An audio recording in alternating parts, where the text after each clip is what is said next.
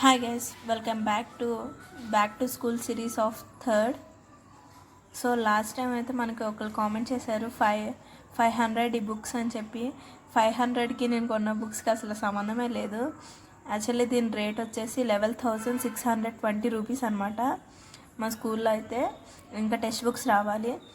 So 500కి దీనికి అసలు సంబంధం లేదు. మీరు యాక్చువల్లీ ఎంత అనుకున్నారో నాకు కామెంట్ చేయండి. ఇంకా చాలా బుక్స్ ఉన్నాయి, అవి కూడా వేయాలి. ఇంకా నెక్స్ట్ పార్ట్ కోసం వెయిట్ చేయండి. అలాగే మనం వేసిన ఫస్ట్ అట్ట అయితే ఫెయిల్ అయిపోయింది, సెకండ్ అయితే బాగా వచ్చింది. మీరే చూడండి డిఫరెన్సెస్.